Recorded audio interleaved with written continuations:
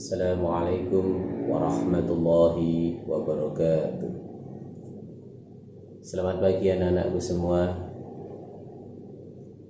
Assalatu wassalamu ala asrafil anbiya'i wal mursalin wa ala alihi wa sahbihi ajma'in, amma ba'd.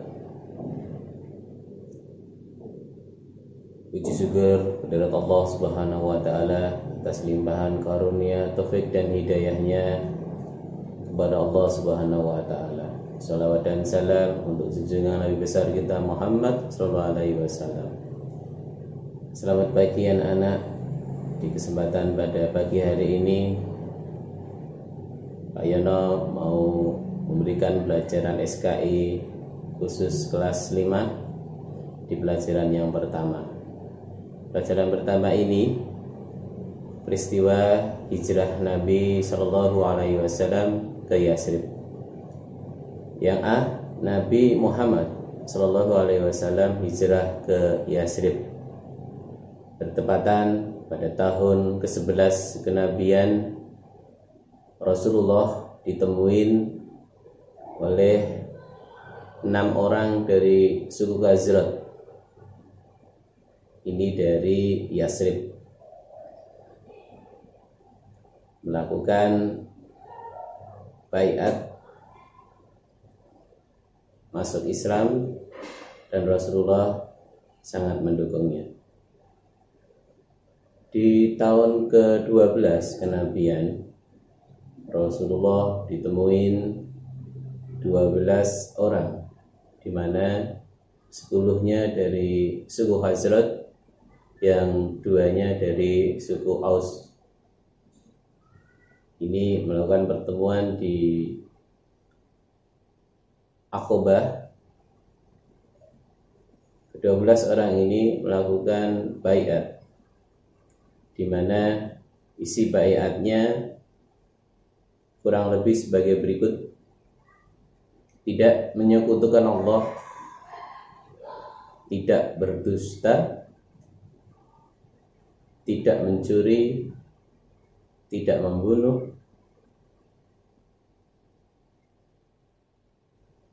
dan tidak melakukan hal-hal tercela, setia kepada Allah dan Rasul-Nya, serta menyarankan kepada Nabi untuk hijrah ke Yasrib.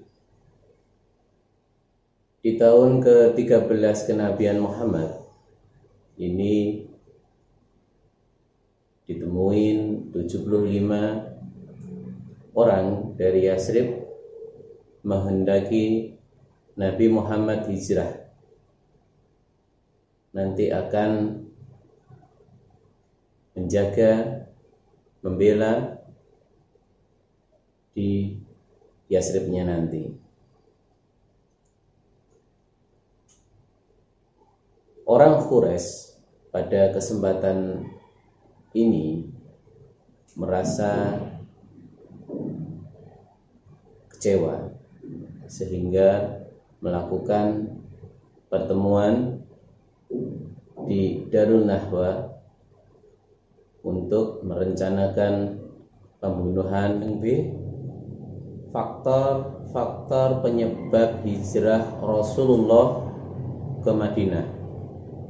Yang pertama, adanya cobaan dan tekanan dari kaum kafir Quraisy. Karena Rasulullah membawa agama baru, membawa ajaran baru, sehingga kaum Quraisy ini merasa dikhianati. Untuk itu melakukan hal-hal yang merugikan dakwah Rasulullah. Hal-hal ini orang Quraisy melakukan perencanaan, melakukan hal-hal yang menghalang-halangi, mencela, mencemooh dakwah Rasulullah. Tekanan-tekanan yang dilakukan kaum Quraisy sehingga para pengikut Rasulullah jadi ketakutan. Bahkan Rasulullah sendiri pernah melakukan ibadah di Ka'bah. Dia diberi kotoran binatang. Ini oleh Iqbah bin Abil Mu'ayz. Sehingga Rasulullah waktu pas sujud, karena dikasih kotoran di tengkuknya, Rasulullah tidak lekas berdiri, sehingga sampai anaknya Fatimah datang dan membersihkannya. Siksaan intimidasi yang dilakukan oleh kaum Quraisy bukan hanya kepada Rasulullah saja, namun kepada pengikutnya seperti Bilal bin Rabah. Dia mendapatkan tekanan siksaan dari majikannya bernama Muawiyah, sehingga sampai dijemur di padang pasir yang sangat panas dan ditindih badannya dengan batu yang besar. Namun tidak menyurutkan keimanan dari Bilal bin Rabah. Anak-anakku semuanya, jadi dakwah memerlukan pengorbanan yang sangat besar. Bukan hanya harta, jiwa, dan raga. Untuk itu, marilah kita lebih bersemangat lagi dalam beribadah, karena ibadahnya orang zaman dahulu, di zaman Rasulullah sendiri, itu sangat berat dan sangat banyak cobaannya. Yang kedua, adanya jaminan keamanan dari penduduk Madinah. Dari kedatangan 6 orang suku Khazraj dan 12 orang dari suku Khazraj dan Aus pada berikutnya, ini sudah berjanji akan menjamin keselamatan, keamanan nanti di Madinah. Untuk itu Rasulullah menginginkan hijrah, namun Allah belum mengizinkan, sehingga kaum muslimin yang tertindas sebagian sudah melaksanakan hijrah ke Madinah. Yang C, anak-anakku semua, rencana kaum kafir membunuh Rasulullah ini bertepatan pada tanggal 12 September tahun 622 Masehi. Abu Jahal beserta rombongannya mengadakan pertemuan di Darul Nahwa untuk merencanakan pembunuhan kepada Rasulullah. Dia mengutus 11 orang pemuda dari suku yang ada di Mekah, khususnya kaum kafir Quraisy, sehingga merencanakan untuk membunuh Nabi dengan bersama-sama menghunus pedang dan menusuk ke Rasulullah, sehingga nanti apabila ada komplain dari Bani Hashim, Bani Abdul Muthalib, biar tidak bisa minta ganti, terutama biar tidak ada komplain dari Bani Muthalib. Bertepatan dengan itu malaikat Jibril mendatangi beliau agar lebih berhati-hati dan disarankan jangan tidur di tempat tidurnya. Tetapi Rasulullah adalah seorang satria. Selama beberapa hari masih tidur di tempat tidurnya, dan akhirnya tengah malam, karena Allah sudah mengizinkan untuk hijrah, Rasulullah tengah malam bilang sama Ali bin Abi Thalib untuk menempati tempat tidurnya, dan Rasulullah dengan menyamar pergi ke rumah Abu Bakar untuk mengajak hijrah ke Madinah. Setelah kaum Quraisy mengetahui para al-Gujo yang diutus untuk membunuh Rasulullah dan Rasulullah dapat meloloskan diri, sehingga kaum Quraisy melakukan pertemuan kembali, melakukan hal-hal yang bisa memungkinkan bisa mendapatkan Nabi. Yang pertama adalah menangkap Ali bin Abi Thalib, menyiksanya, dibawa Ali ke Ka'bah untuk dimintai keterangan, namun keteguhan Ali akhirnya tidak mau memberikan informasi. Berikutnya, kaum Quraisy mengutus Abu Jahal untuk ke rumah Abu Bakar untuk menanyakan apakah Nabi Muhammad berada di rumah Abu Bakar. Ternyata Abu Bakar tidak ada di rumah, dan Rasulullah juga tidak ada di rumahnya Abu Bakar. Abu Jahal hanya menemui putrinya Abu Bakar, yaitu Asma. Yang ketiga, kaum Quraisy mengadakan sayembara agar bisa mendapatkan kembali Rasulullah dalam keadaan hidup maupun mati, dengan iming-iming 60 ekor unta, dan juga mencari jejak Rasulullah ada di mana.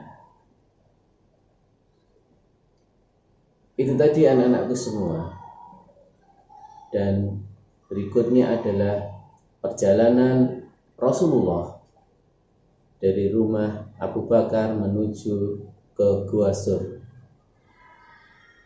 Nabi dan Abu Bakar di Gua Sur ini kurang lebih selama 3 hari.